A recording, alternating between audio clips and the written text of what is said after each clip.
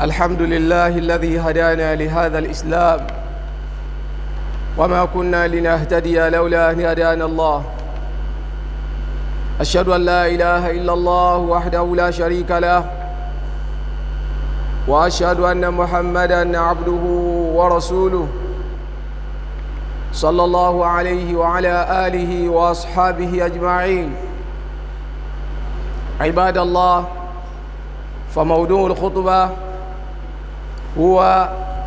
من الأدلة على تحريم مشاركة المسلمين في أعياد الكفار من عهد السلف رضي الله عنهم. يقول الله سبحانه وتعالى: أعوذ بالله من الشيطان الرجيم: والذين لا يشهدون الزور وإذا مروا باللغو مروا كراما. قال المجاهد في تفسير هذه الآية: المراد بالزور أنها أعياد المشركين. وقال ابن سيرين رضي الله عنه: الزور هو الشعانين، والشعانين عيد للنصارى يقيمونه يوم الأحد السابق لعيد الفصح، ويحتفلون لدخول المسيح بيت المقدس. قال عمر بن الخطاب رضي الله عنه: إياكم ورطانة الأعاجم، وأن تدخلوا على المشركين يوم عيدهم في كنائسهم، فإن السخط تتنزل عليهم. وفي رواية عنه أيضا قال: اجتنبوا أعداء الله في عيدهم. قال ابن تيمية رحمه الله تعالى: وهذا عمر نهى عن تعلم لسانهم وعن مجرد دخول الكنيسة عليهم يوم عيدهم، فكيف بفعل بعض أفعالهم. ومن الأدلة على تحريم مشاركة المسلمين في أعياد الكفار قوله تعالى: ولكل جعلنا منكم شرعة ومنهاجا. ولنا عيد أيها المسلمون، وهما عيد الفطر وعيد الأضحى، كما بين ذلك نبينا محمد صلى الله عليه وسلم الذي لا ينطق عن الهوى فيما روى عنه أنس بن مالك رضي الله عنه. أيها المسلمون، إن من أعياد الكفار عيد رأس السنة المسمى المعروف بجنوري، عيد كفري شركي لا تجوز للمسلمين المشاركة فيها. وأسوأ من ذلك تخصيصها بالعبادة أو استجابة دعاء أو اعتقاد أن فيها يفرق كل أمر حكيم. وإضافة إلى ذلك التعليق بليالي رأس السنة هو من عادات الكفار الذي قد نهانا الشارع عن التشابه بهم، فيكون منهيا عنها أيضا من هذه الناهية. أسأل الله سبحانه وتعالى أن يرينا الحق حقا ويرزقنا الاتباع، وأن يرينا الباطل باطلا، وأن يرزقنا الاجتماع، إنه على ذلك قدير. الحمد لله الذي هدانا للإسلام وما كنا لنهتدي لولا أن هدانا الله. adúpẹ́ fún Ọlọ́run ọba Allah subhanahu wa ta'ala, ọba tí ó fi ojú ọ̀nà Islam tí ó fi mẹ́ni kọ̀ọ̀kan wa. Ìmọ̀nà ojú ọ̀nà Islam yìí kìí sagbára wa, àwa kọ́ la pàpẹ́kọ́ rẹ̀ fọ́lọ́run ọba Allah. Àánú Ọlọ́run ọba Allah ló lè pa bá wa, àwa mọ̀ lórí fọ́lọ́run. Àwa bí Ọlọ́run ọba subhanahu wa ta'ala àpadà sí bó àpadà sí gbátá fi ní ṣe Islam ma kọ́lọ́mọ́jẹ́ ní kọ̀ọ̀kan wọ́n ma. Gbogbo àwọn tí ó ti mọ̀ ìmọ̀lẹ̀ Islam tí ó ti rí ìmọ̀lẹ̀ Islam, kọ́lọ̀ ọba subhanahu wa ta'ala mọ́sàbà tànlẹ̀mọ́lẹ̀ islamu sínú gbáyà wọn ọlágbára Ọlọ́run. Gbogbo àwọn tán ṣe islamu náà tágbà islamu tí jòkó nínú ọkàn àyà wọn, abẹ́lẹ́ ọba subhanahu wa ta'ala kọ́lọ̀ bá fẹsẹ̀ wọn múlẹ̀ lórí ẹ̀sìn Ọlọ́run ọba Allah jù báyìí lọ ọlágbára Ọlọ́run ọba. Gbogbo tí ma ń dẹ́sìn irú máa yẹ lọ́wọ́ kọ́lọ́mọ́ fi sàdánwò fẹ́ ní kọ̀ọ̀kan wa ربنا لا تزغ قلوبنا بعد إذ هديتنا وهب لنا من لدنك رحمة إنك أنت الوهاب ajẹ́rìí pé kò sí ọba tí ìjọsìn tọ́ sí lódodo àyàfi Allah subhanahu wa ta'ala bákan náà ajẹ́rìí pé Ànábì wa Muhammad sallallahu alayhi wa alihi wa sallam ẹrú sí Ọlọ́run ni wọ́n jẹ́ òjíṣẹ́ Ọlọ́run ọba Allah ni Ànábì ṣe abẹ́lẹ́ ọba subhanahu wa ta'ala kó bá sàlékún kẹ́ tí ó pọ̀ fún Ànábì wa Muhammad kọ́lọ́n bá kí àwọn ará ilé wọn àti àwọn sàhábà kọ́lọ́n sá kẹ́ ní kọ̀ọ̀kan wá náà kọ́ máa wọn tí ó kẹ́ pẹ̀lú Ànábì sallallahu alayhi wa sallam èyí tí ó máa jẹ́ ìrántí Ọlọ́run ọba Allah fún wa ní ọ̀sẹ̀ tí tòní òun náà ní inú àwọn ẹ̀rí tó fìdí ẹ̀ múlẹ̀ sẹ́ tí ń kan nípa fún wa ipé wọ ni kí mùsùlùmí ó máa kópa níbi àwọn ọdún tí è ṣe ọdún ti Islam pẹ̀lú àwọn ẹ̀rí tí a fẹ́ máa kà yìí nítorí pé lónìí a ti rí ọ̀pọ̀lọpọ̀ nínú àwọn mùsùlùmí kódà àwọn míì gan tí wọ́n ń pera wọn láàfáà àbí olùpèpè sójú ọ̀nà Ọlọ́run tí wọ́n ń darí àwọn èèyàn lọ sí ojú ọ̀nà tí wọ́n fi rí bínú Ọlọ́run àbí ojú ọ̀nà tí ó jẹ́ ojú ọ̀nà tí èsì ojú ọ̀nà ẹ̀sìn Islam tó sì jẹ́ pé ẹ̀sìn Islam ẹ̀sìn tó lójú òpó ni eléyìí náà ló wá fẹ́ jẹ́ ká darí ara wa padà lọ sí ọ̀dọ̀ àwọn tó síwájú wa bó làwọn ṣe bá àwọn tí èsì ẹlẹ́sìn wọn bó ni wọ́n ṣe bá wọn lò gbogbo àwọn ọdún tá ń dárúkọ yìí ọdún kérésì ni ọdún January ni ọdún Easter ni gbogbo ọ̀ràn ọdún pátápátá táwọn ẹlẹ́sìn mi ń ṣe pátá kò séyìí tí ò bá àwọn tó síwájú wa kò séyìí tí ò bá wọn láyé bó làwọn ṣe wá bá wọn yìí bó ló ṣe bá wọn lò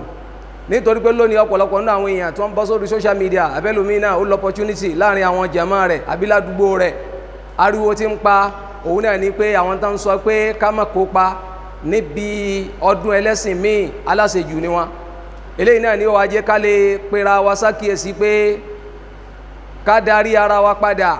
ká fi lè mọ̀tàlá aláṣejù àti aláṣe ètò nínú wa bó làwọn tó síwájú wa bó ni wọ́n ṣe bá àwọn tí ẹsẹ̀ lẹ́sìn wọn bó ni wọ́n ṣe bá wọn lò báwo ni wọ́n ṣe kópa níbi ọdún tí wọ́n ń ṣe so eléyìí yóò jẹ́ olè yọ pé ẹ̀sìn Islam ẹ̀sìn kan ni tó yẹ pé ẹ̀rí là máa ń fọ́lò ń bẹ́ẹ̀ kìí ṣe pé ẹnìkan personality ẹnìkan kódà kẹ́nìkan dìde lónìí gẹ́gẹ́ bí irú eléyìí tí ó tó wa létí pé wọ́n ní arákùnrin kan inú àwọn àgbà àfáàní ní Saudi Arabia òun ṣàlàyé pé kò sí tó burú láti máa kí àwọn tí è ṣe mùsùlùmí tán bá ń ṣe àyájọ́ ọdún wọn àwọn àfẹ́sìn wá dìde wọn fún wọn lésì pé tọ ọ̀rọ̀ lásán ni látọ̀dọ̀ títí ẹ̀ látàrí pé orí tí ẹ̀kọ́ lẹ́sìn ó ti bẹ̀rẹ̀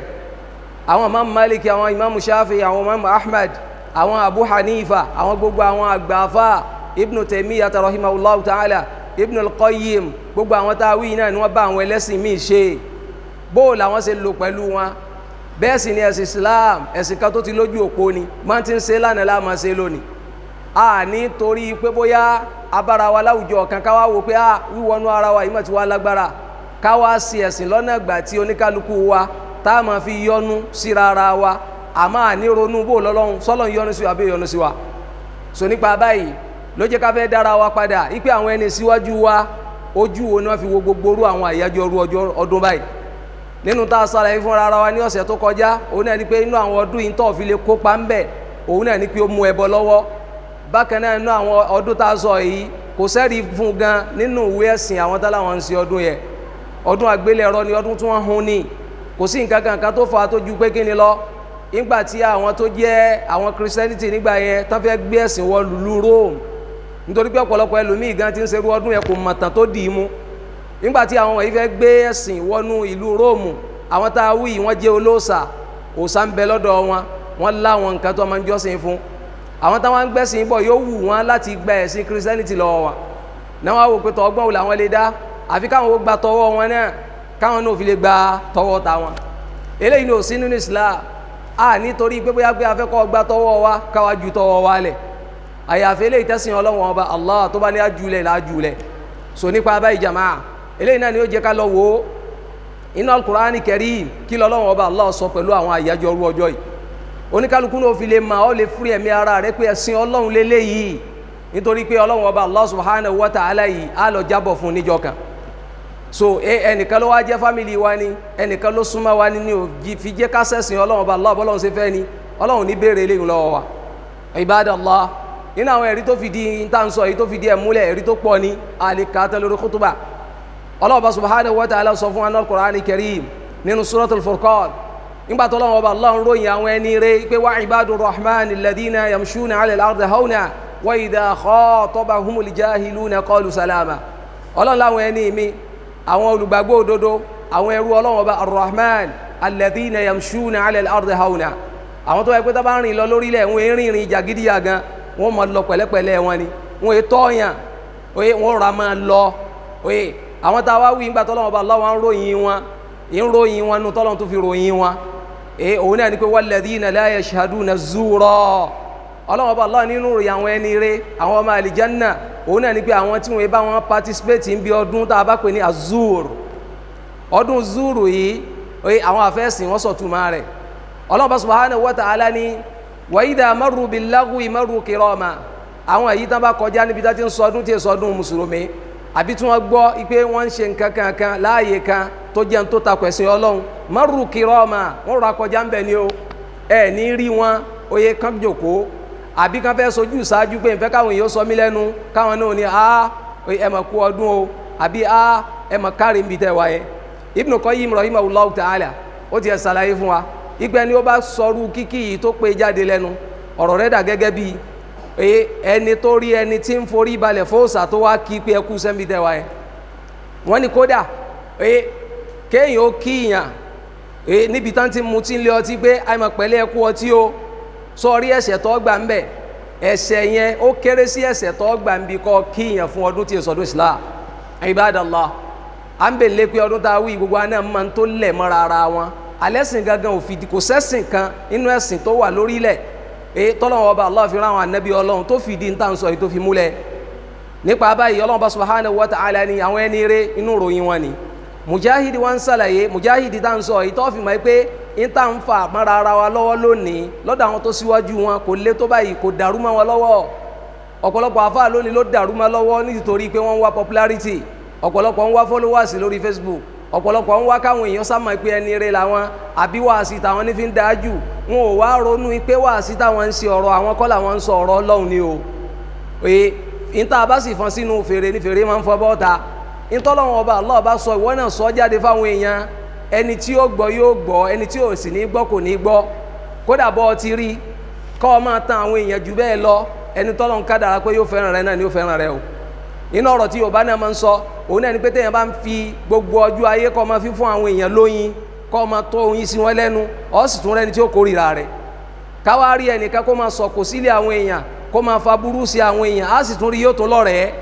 Bọ́lọ̀ ti sọ̀rọ̀ ayé nìyẹn. Àmẹ́lẹ́ ìtawọ̀ gbìyànjú láti máa mójútó òun náà ni pé gbogbo ntọ́lọ́n bá ti yọ́nú sí òun ni ká dúró lórí ẹ̀ o. Kódà báwọn èèyàn bí wọn ò yọ́nú sí nǹkan yẹn, iṣẹ́ Ọlọ́run Ọba Allah tá ń jẹ́ ni ká gbìyànjú láti mójútó. Ká ronú pé tó bá dijọ́ gbé al-Qiyama gbogbo àwọn tá ń wá yọ́nú wọn yẹn, á wà wọn tí ó á da ẹjọ́ wa rò wájú Ọlọ́run Ọba Allah ni. Àfáà wa Mujahid àwọn sẹ̀mí ní 100 ọdún ẹlẹ́ẹ̀kejì 104 ìjírọ̀ ni wọ́n bí wọn, wọ́n sì jáde láyé ní ìgbà tí ìjírọ̀ di 200 years ó lé ní àfáà wa tá ń sọ yìí náà ṣe pé kíni astaghfirullah. Àfáà wa tá ń wí yìí àárín ọdún tí wọ́n sì ẹ̀mí láàrin bí 100 years ó ṣe pé kíni ó lé ni wọ́n sẹ̀mí ní kókó. Níta fẹ́ sọ mẹ́ni pé tábì yìí làfáà wa yìí ó rí àwọn sọ̀hábà nẹ́bì kan rí nínú àwọn ọmọ kéwu Ibn Abbas ní àfáà wa yìí jẹ́, òun ní tú tafsiri yìí fún wa. Òun náà jẹ́ pé lójú ayé wọn báwọn náà ṣe gbọ́ ayé náà ni pé mùsùlùmí ò gbọ́dọ̀ báwọn kópa níbi kíni níbi ọdún tí èsì ọdún mùsùlùmí. So ẹni àfáà tó ń bá wá dìde ńlẹ̀ Yorùbá lónìí á sọ fúnra àwọn àfáà yìí pé ọ̀rọ̀ dàrú mọ́ yín lọ́wọ́ ni, ìwé ẹ̀sìn wa ti júwe gbogbo ń tà ń sọ yìí. Kódà gbogbo yín tẹ̀ máa ń pariwo nílẹ̀ Yorùbá àbí láfíríkà ipò ọmọ kéwù Imam Málíkì ni ẹ padà sínú tíra Imam Málíkì rahimahullahu ta'ala, kò fọwọ́ tẹ́tẹ́rẹ́ mú ń tà ń sọ yìí o. Àmọ́ tí ọ̀rọ̀ Imam Málíkì bá ti bá fẹ́ nu wa mu òun náà láàlò ká bẹ̀rù Ọlọ́run Ọba Allah, ká rántí pé gbogbo ń tá a bá sọ tá a bá fi sí àwọn èèyàn lọ́nà á pàdé Ọlọ́run Ọba Allah níjọ́ kan o. Ká bẹ̀rù Ọlọ́run Ọba, ká má wá ìyọ́nú àwọn èèyàn ká wá fi kó ìbínú Ọlọ́run Ọba Allah. Ibadallah, bákan náà ìyún tá ń sọ lọ òun náà ni pé àfáà wa Ibn Sirin àwọn náà dá sí ọ̀rọ̀ yìí. Àwọn náà jó yé wa pé nǹkan pé ní azuru tọ́lọ́wọ́ bá Allah ń sọ ń bẹ pé àwọn olùgbàgbọ́ òdodo wọn bá wọn kópa ń bẹ. Òun náà ni àwọn jó yé wa pé ọdún yẹn Àṣàánì ni làwọn kà kún, ó ṣe déédéé ọdún bíi Easter. wọ́n ní àwọn tá a wí inú àwọn ẹni síwájú wa táwọn bá rí pé wọ́n participate bẹ́ẹ̀ wọ́n ní wọn ò ní bá wọn dá sí o eléyìí náà lọ́ọ́ fi mọ̀ pé ọ̀rọ̀ táwa ń sọ lónìí yìí kìí sórí tiwa ló ti bẹ̀rẹ̀ wa mú tuntun wa o àwọn tá ń sọ tó opposite ẹ wádìí ọ̀rọ̀ wọn alákọ̀ọ́kọ́ ká má ma ń tà ń sọ yìí kó má yé wọn ẹlòmíì ò mọ̀ ni kò sì jẹ́wọ́ pé wọn ò mọ̀ bákan náà ìran àwọn ẹlẹ́ẹ̀kejì òun náà làwọn tí wọ́n mọ̀ tán sì ń lò fẹ́nu sùkọ́lọ́n bá subhanahu wa ta'ala kó má fi wá sínú àwọn ọ̀kankan náà àwọn méjèèjì tá a dá kọ yìí àwọn aláìmọ̀ká àti àwọn onífẹ̀ẹ́nu ibadallah ibnu sirin náà inú àwọn tabi'in náà làwọn náà ibadallah umar bin khattab radiyallahu ta'ala anhu àwọn sàlàyé fún wa ibáyìí pé iyyakum waritanata al-a'ajim olódọwọ́ yín o ohun tí àwọn tí è ṣe ìran mùsùlùmí bá fi ń sọ̀rọ̀ ó ní ẹmọ́jì ó jáde lẹ́nu yín o ìsúnmọ́ rẹ̀ ni pé má da slang tó bá rí àwọn àmì ìtàn máa ń dábì àwọn ọmọ ọ̀ta kò tọ́ sí ẹnu mùsùlùmí yóò wá sí ní láàánú lónìí ẹ̀rí afá àmì slang tí ó máa jáde lẹ́nu rẹ̀ inna lillahi wa inna ilayhi raji'un ọmọ ọ̀ta àmì ìgẹ̀ ìrú ó bá pé ilé dá slang tó yín ẹ̀yà afá abẹ́lẹ́ wọn bá subhanahu wa ta'ala kọ́lọ́ mọ́jẹ́ ọ̀rọ̀ bó jáde lẹ́nu ẹnì kọ̀ọ̀kan wa naam afáwa yìí wá ń sàlàyé fún wa ibnu sirin muhammad ibnu sirin kọ́lọ́ wọn bá Allah sábà yọ́nú sí afá tàwí afá ń sàlàyé fún wa pé àti kò ń bí ọ̀rọ̀ ibnu sirin ọ̀rọ̀ umar bin khattab lawa umar bin khattab radiyallahu ta'ala ni gbogbo àmà wọn sahaba nabi wa muhammadi afá ń jẹ́ oyé pé wa an tadkhulu ala al-mushrikina yawma 'idihim fi kana'isihim bákan náà àwọn tí ìbá ti ṣe mùsùlùmí láyàjọ́ ọrú ọjọ́ ọdún wọn má wọlé ìjọsìn wọn o wọ́n ní pé fa inna sukhta tatanazzalu alayhim ó ní tó fa ní pé ẹ̀rù ń ba òun ipe ni ó bá wọlé sí ilé ìjọsìn pẹ̀lú wọn kátó wá ní yóò kópa pẹ̀lú wọn òun ń bẹ̀rù kí bínú Ọlọ́run má sọ̀kalẹ̀ lé wọn lórí tá a bá gbàgbé àyà tá a kà fúnra ní suratul Maryam àyà láti àyà 88 dé àyà 92 Ọlọ́run bá subhanahu wa ta'ala ń sọ fún wa ń bẹ pé wa qalu ittakhadha ar-rahman walada laqad ji'tum shay'an idda takadu as-samawati yatafattarna min ipe ńgbà tí wọ́n ń sọ gbólóhùn yìí pé Ọlọ́run ọba Allah bímọ sánmà àti ilẹ̀ ẹ̀yà àti òkè gbogbo wọn ń tara fọ́lọ́run ọba Allah ó ṣe déédéé ọ̀rọ̀ afáwa yìí náà pé àsìkò yẹn kìí sàsìkò tínú Ọlọ́run ọba Allah ó máa dùn sáwọn èèyàn tí wọ́n ń dẹ́rù nǹkan yẹn wò bó nínú tiẹ̀ náà ó ṣe máa wá dùn so nípa abáyé jamaa tó o bá lágbára láti lè kọ́ nǹkan yẹn ọ wá gbìyànjú láti kórìíra nǹkan yẹn bó bá ṣe lágbára ma wọ́n ní bákan náà afáwa Umar wọ́n sàlàyé báyìí pé ijtanibu a'da Allah fi 'idihim àwọn tí yẹn bá ti sọ̀rọ̀ Ọlọ́run nígbà wọn bá ti ń ṣe ìjọsìn wọn má lọ dúró tí wọn ò má dúró síbi tí wọ́n ti ń ṣe ìjọsìn wọn Ibn Taymiyyah rahimahullahu ta'ala àwọn sàlàyé fún wa pé hadha Umar wọ́n ní Umar bin Khattab lélẹ́yìí o naha an ta'allumi lisanihim in ti ń sọ fún wa ní pé èdè wọn ká má lọ kọ́ làwọn àbá fi pè wá sákìyèsí pé gbogbo ẹni tó bá lọ fẹ́ kọ́ èdè elédè bóyá ó kàwé ni àbáwọn nǹkan míì náà àwọn èdè ló bá fẹ́ kọ́ ni má kọ́ nítorí pé wọn náà fẹ́ dára wọn ìwọ kọ́ ọ pẹ̀lú àníyàn pé o fẹ́ fi ran ẹ̀sìn Ọlọ́run ọba Allah lọ́wọ́ ni ó fi jóore fún ọ má kọ́ nítorí fáàrí gbá èmi náà mo fẹ́ gbé èbó kálí má gbé yẹ́s àwọn náà gbé èbó kò sí ní tó fẹ́ fi yẹn ṣe kò sí ládàtọ́ gbà ń bẹ̀ wájú Ọlọ́run kọ́ nítorí pé o fẹ́ fi wúlò fẹ́ sìn kọ́ nítorí pé ìwọ náà fẹ́ fi lajú kámọ́ lè yàn ọ́ jẹ kásì má yan ẹgbẹ́ rẹ jẹ láwùjọ ibi tó bá wà so nípa abáyé jamaa kò sí ní tó burú gbogbo èdè táwọn èèyàn bá ń kọ́ káwa náà ká ṣe gbé gíní káwa náà ká bá wọn kọ́ bọ̀tún Umar bin Khattab kọ́ eléyìí látara pé àwọn àsìkò tá a wí yẹn tí mùsùlùmí bá lọ kó èdè elédè nígbà yẹn yóò máa jẹ́ bí ìyẹpẹrẹ fún wa nígbà tá a wí ibadallah tá a bá sì wo dáadáa náà láwùjọ wa kò sí nǹkan kan táwọn tá a pè ní Nasara fi rí bí rápálá tán fi dó lẹ́vù tí àwa mùsùlùmí wà tán fi ju àwọn mùsùlùmí lọ gan láwùjọ míì tó ju pé kíni àwa náà fẹ́ mọ tí wọ́n mọ̀ àwa náà fẹ́ dá tí wọ́n ń dà bá a ti kéré jù báyìí lọ ìta bá wo 70s ẹ rí i pé Allahu Akbar táwọn Nasara bá ń sọdún ẹnìkan kan ò ní mọ̀ pé wọ́n ń sọdún nùlù àmọ́ àtàrà pé n tí wọ́n ń lé àwa náà ń ṣe pé kíni àwa náà ń lé ìfẹ́ dọ́gba ń bi ọ̀rọ̀ ayé yẹn ló fi wá di pé àwọn náà wá ṣe pé kíni wọ́n wá ní fún àwọn lè kaná lónìí àwa bẹ̀ Ọlọ́run bá subhanahu wa ta'ala an yu'izza al-islam wal muslimin wa an yudhilla ash-shirka wal mushrikin wa an yudammira a'da ad-din naam nínú àwọn ẹ̀rí tó tún ṣàlàyé fún wa ipe mùsùlùmí òdodo ò gbọ́dọ̀ kópa níbi ọdún tí ìbá ti ṣe ọdún àwa mùsùlùmí. inú ọ̀rọ̀ Umar bin Khattab ẹjẹ́ kà síwájú. Umar ń ṣàlàyé fún wa pé wọ́n ní Ibn Taymiyyah rahimahullahu ta'ala wọ́n nígbà tí Umar ń ṣàlàyé pé kéèyàn má kó èdè àwọn tí yẹ ṣe ẹlẹ́sìn mùsùlùmí nígbà yẹn wa an mujarradi dukhulil kanisati alayhim yawma idihim àti pé tó tún kọ̀ fún wọn pé láti máa kópa níbi ìjọsìn wọn tí wọ́n bá ń ṣe. ó ní ẹni tó kọ eléyìí fa kayfa bi fi'li ba'di af'alihim bó ni yóò ṣe wá fìgbà láàyè ilẹ̀ fún wa láti wá máa kópa níbi kíni níbi àwọn ìtàbátì ẹ̀ ń ṣe tó jẹ́ bí iṣẹ́ wọn. pátán kìrẹ́lẹ̀ ọ̀sílẹ̀kùn. ibadallah ayyuhal muslimun inna min a'yadil kuffari eidu rasi as-sana. inú àwọn ọdún tí ètún sí ọdún mùsùlùmí òun náà ni eléyìí tá ń pè ní ọdún January. ọdún January yìí àwọn àfẹ́sìn ọjọ́ yìí wá pé la tajuzu lil muslimi al-musharakatu fiha. mùsùlùmí ò gbọ́dọ̀ máa bá wọn kópa níbẹ̀. ó ti ẹ̀ burú jáì kí mùsùlùmí ó máa bá wọn kópa nírú àyájọ́ ọrú ọjọ́ yìí.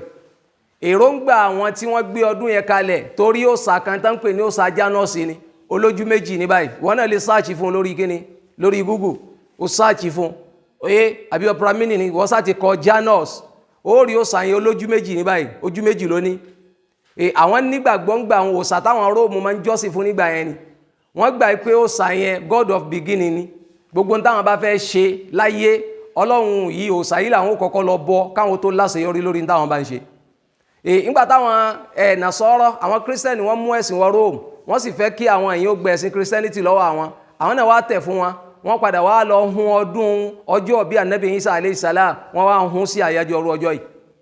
bàbá onú Báíbù látòkè délẹ̀ kò sí àkọọ́lẹ̀ kan tó ṣàlàyé fún wa pé 25th ni wọ́n bí Ànábì Ìsá alayhi salam wọ́n hun ọjọ́ yẹn ni. nínú tàntà gbọ́ òun náà ni pé wọ́n láwọn rí ó yà dáadáa bí kò bá bí March bí 25th ni wọ́n gbà pé Malaku Jibril nígbàtí Ọlọ́run rán ipé kó lọ fi atẹ́gùn sí Maryam tó fi lóyún Ànábì Ìsá alayhi salam wọ́n wá wò pé tóbìnrin bá lóyún oṣù bíi 9 náà ni ló yẹ kó ṣe pé kíni ló yẹ kó fi bímọ rẹ̀ wọ́n wá fi oṣù 9 wọ́n wá fi kún ọdún wọ́n fi kún oṣù March yẹn ló fi wá bí December 25th fún wọn. nígbà December 25th yẹn torí wọ́n ṣe meeting láàrin ara wọn ni wọ́n jókòó láàrin ara wọn ni àwọn alàgbà ìgbé ẹja wo kílá bò láti ṣe táwọn èèyàn fi gba nǹkan yìí lọ́wọ́ wa ẹja ti ìbò òsà tí wọ́n ń ṣe wọ́n wá lọ mú nǹkan kan tó jẹ́ ọ̀rọ̀ ẹ̀sìn wọ́n wá ti ìbọ̀ra wọn ibi iná ti mú 25th pé 25th làwọn máa rántí ọjọ́ bí Ànábì Ìsá alayhi salam kò sínú Báíbù kò sínú ìwé kankan o tó bá pe Kírísítẹ́nì lónìí pé ó yá mú ẹ̀rí wá fún wa nínú Báíbù ibi tán ti sọ pé wọ́n bí Ànábì Ìsá alayhi salam ní 25th kò lè rí mú fún ọ kódà ọ̀pọ̀lọpọ̀ nínú wọn náà àwọn míì náà ti ń dìde ní sísá sọ pé kò sínú ẹ̀sìn àwọn míì tiẹ̀ wá takú pé ó wà nú ẹ̀sìn àwọn o kò sínú ẹ̀sìn àwọn báwọn sì máa ṣe lọ nìyẹn. ìrí ọmọ ìyá mi mùsùlùmí tó wá ran kankan tó ní kí ló burú mẹ́kọ́ máa kí wọn kò lẹ́rìí inú ẹ̀sìn tiwọn kí wá ní wàhálà rẹ̀. tẹ́ bá wá rẹ́ lómi ti sọ fún wọn pé kò dá wọn ní alákatakítí lélẹ́yìí ìwọ sì fẹ́ kán yọ́nú sí ọ lọ́mọ pé ìyọ́nú tó ń retí pé kí wọ́n ní sí ọ yẹn wọ́n ó padà kórìíra rẹ̀ tó bá dọjọ́ alẹ́ ni o torí gbogbo ẹni tí ò bá ti wá yọ́nú Ọlọ́run ọba Allah ti ń wá yọ́nú àwọn ẹ̀dá Ọlọ́run ó padà kọ̀yìn sí rárá yín. so wọ́n nígbà tó wá mú ọjọ́ kí ni wọ́n bí ọjọ́ tí wọ́n bí Ànábì Ìsá alayhi salam èyí tó ń mú sí 2050 wọ́n wá fi ọjọ́ mẹ́jọ kún ipe ọjọ́ mẹ́jọ táwọn bá ti bímọ làwọn máa ń dádì fọ́mọ yóò wá lọ jẹ́ pé on the 1st tí ó máa jẹ́ ọjọ́ kẹjọ on the 5th yẹn yóò máa jẹ́ ọjọ́ tó ń dádì fún Ànábì Ìsá alayhi salam bá ṣe lọ́hùn náà pọ̀ mọ́ ọdún nìyẹn. ọ̀gọ̀rọ̀ àwọn tó ń ṣe lónìí wò mọ́dí o àmọ́ àwọn Róòmù titi wọn àwọn ló sàtán jọ́sìn fún nígbà yẹn. mo fẹ́ ká lọ mọ̀ pé kò sí nǹkan kan tí ń yí padà ní 31st December sí on the 1st o táwa kìkì ámú lélì tá kì mọ́lẹ̀. mo ti béèrè lọ́dọ̀ àfáà kan rí ládùúgbò yìí náà ni lọ́dún yẹn ipe àfáà ẹ̀ ń ṣe kì ámú lélì 31st ẹ̀ ń ṣe cross over ǹjẹ́ gbígbàdúrà kan bẹ níjọ́ yẹn àfáà ní kò sí kí wàá là ń dìde fún ta ló lè fọwọ́ rẹ̀ sọ̀yà fún wa pé 21st yẹn December mọ́júmọ́ on the 1st yẹn gbígbàdúrà wà ń bẹ̀ ìrẹ́ mùsùlùmí náà máa dààmú káàkiri àtàṣàbù bil kufari náà ń pè é léyà burú ńlá ni kádàrá kankan ò yí padà nǹkan kan ò yí padà lọ́dọ̀ Ọlọ́run ọba Allah láyàjọ ọrú ọjọ́ yẹn àwa làwọn ń fọkàn sí pé nǹkan yí padà lórílẹ̀ ọ̀dọ̀ Ọlọ́run ọba Allah lókè sámà nìkan ti ń change ọ̀dọ̀ tí wọ́n mìta wó pé a bọ́ sínú ọdún kan afẹ́kù ọ̀nà ọdún kan bọ́ sínú ọdún mi yẹn wàláhì kò change nǹkan lọ́dọ̀ Ọlọ́run òru Laylatul Qadri ní kádàrá máa ń change nǹkan kò yí padà kódà tó bá nígbàgbọ́ kan pé ó fẹ́ dìde lóru níjọ́ yẹn tó yẹ sì dìde lóru tẹ́lẹ̀ olùsẹ́lọ́hun lọ́jẹ́ àìyá ọjọ́ yẹn àìyá sọ́tọ̀ torí kádàrá kankan ò ṣe pé kíní kè yí padà níjọ́ yẹn nǹkan kò change lọ́dọ̀ Ọlọ́run lókè sámà àwa lọ́dọ̀ ara wa ń bí láti ń change gbá afẹ́ bọ́ ọdún kan akó ọdún kan bọ́ sínú ọdún míì kábẹ̀rù Ọlọ́run ọba Allah mùsùlùmí làwa àìsàṣe dànù mùsùlùmí ìsàlásẹ dànù gbogbo tó bá fẹ́ ṣe pàápàá jùlọ tó bá fi súnmọ́ Ọlọ́run ọgbọ́dọ̀ rẹ̀ rí o sọmọ dààmú ara rẹ̀ pọ́n dìde ṣe crossover kan àwọn tí wọ́n láwọn ń ṣe gan kò sẹ́rì fún wọn a tún á jẹ́ pé ọdún tó tún jẹ́ ọdún aburú ni ó lè máa lọ lójú ọ̀nà nísìnyí kányìn báńgà mọ́ táburú bá ti sí ọ nígbà ládà kankan bẹ́ẹ̀ o ọmọ kan lọ́dún kan bóyá bí Ìlọrin àbí ìlú kan náà ló ti ṣẹlẹ̀ òun náà ń wá crossover káàkiri ní ń wá mọ́sálásí tí ó sì náà fìlà káàkiri báwọn kan ṣe yin báńgà nìyẹn ojú ẹ̀ ní báńgà yìí bá Allahu Akbar ojú ẹ̀ fọ́ oje bí bá ń bẹ láyé dò ní bóyá tọ́lọ́n bá ti ní orí ojú rẹ̀ tún ṣe fún ojú fọ́ ọmọ lágbárí ni ládàá lọ́wọ́ àgbà ń bẹ̀ àìsùn kìámù lè tán ní a máa ṣe ń lé ara wa gan èèyàn mélòó ní dìde ṣe gbígbàdúrà nínú Islam ẹ̀sìn Ọlọ́run ọba àsìkò tádùá máa ń gbẹ ẹ̀sìn Ọlọ́run ti ṣàlàyé rẹ̀ fún wa kìí sàwálà kírètì rẹ̀ àwa kọ́ láà máa change nǹkan fọ́lọ́run Ọlọ́run ni ó máa change nǹkan fáwa steering sẹ̀mí ayé wa àti gbogbo ayé ọ̀dọ̀ Ọlọ́run ọba Allah lókè sámà ní ti wá kìí sàwálà máa change nǹkan bí má dààmú ara rẹ̀ kẹ́nìkan wá lóun fẹ́ ṣe special àdúrà kan fún ọ pé ọdún tuntun la fẹ́ wáyé o yóò sàn wá sówó yóò sàn wá sọ́mọ o tó o bá fẹ́ ṣerú àdúrà yẹn Allahu Akbar rí ẹ̀rí nínú ẹ̀sìn Ọlọ́run ọba Allah pé irú àsìkò wo ni kádàrá máa ń yí padà kò sásìkò kankan tí kádàrá máa ń yí padà tó ju kíni lọ inú Ramadan lásìkò Laylatul Qadr àmọ́ àsìkò yìí kí la wa mùsùlùmí kí la fi ń ṣe abẹ́ Ọlọ́run bá subhanahu wa ta'ala kọ́lọ́ mọ́ fi èmi àti yín kọ́lọ́ mọ́ fi wá sínú àwọn aláṣẹ ìdánù o wọ́n lágbára Ọlọ́run gbogbo ń tá a ṣe tọ́lọ́run ọba Allah tí ó dá lù wá láyà kọ́lọ́run ọba Allah mọ́jà àbá wọn débẹ̀ lọ́dọ̀ tí wá ń bí làásì tí là ń lo Gregorian calendar àtàwọn ìlú kọ̀ọ̀kan bá ti la wà láyé yìí àwọn ìlú mi wà àwọn ò lo Gregorian calendar àwọn Korea nísìnyí wọ́n dá kíní tí wọ́n ní calendar tọ̀dọ̀ títí wọn Saudi Arabia èlò àwọn Afghanistan èlò àwọn ìlú kọ̀ọ̀kan wọn èlò so tá a bá ti sọ pé nǹkan kankan yí padà ṣé àwa tá à ń lo Gregorian calendar nìkan ní kádàrá mọ́ yí padà lọ́dọ̀ wa kò ní yí padà lọ́dọ̀ àwọn tó kù so nípa báyìí ẹ jẹ́ á gbìyànjú ẹ jẹ́ á kọ́ nípa ẹ̀sìn wa ṣé wá rí nípa ká jẹun àwọn ẹlẹ́sìn míì àyà kan wà ní Al-Qur'an Al-Karim wa ta'amul ladina utul kitaba hillul lakum wa ta'amukum hillul lahum àyà yìí ní bùkátà sálàyé bi'idhnillahi ta'ala kọ́lọ́wọ́n mú gbà láàyè wa a máa ṣàlàyé rẹ̀ fúnra ara wa àwọn afáfẹ́ dá rújú lẹ̀ ni kò sí rújú nọ́rọ̀ sílá gbogbo ń tán pè ní ẹ̀sìn pátápátá Ọlọ́run ti yanjú rẹ̀ fún wa so eléyìí tó kàn kù táwa náà tá gbìyànjú láti mójútó òun náà ni pé ká rẹ́dì láti gba òdodo pàápàá jùlọ tá a bá rẹni sọ fún wa Allahumma arina al-haqqa haqqan warzuqna ittiba'ah wa arina al-batila batilan warzuqna ijtinabah wafiqna lima tuhibbu wa tarda ya arhamar rahimin Allahumma ati nufusana taqwaha wa zakki anta khayru man zakkaha anta waliyuha wa mawlaha ربنا لا تزغ قلوبنا بعد إذ هديتنا وهب لنا من لدنك رحمة إنك أنت الوهاب اللهم أعز الإسلام والمسلمين وأذل الشرك والمشركين ودمر أعداءك أعداء الدين ربنا آتنا في الدنيا حسنة وفي الآخرة حسنة وقنا عذاب النار سبحانك اللهم وبحمدك أشهد أن لا إله إلا أنت أستغفرك وأتوب إليك سبحانك اللهم وبحمدك أشهد أن لا إله إلا أنت أستغفرك وأتوب إليك والسلام عليكم ورحمة الله وبركاته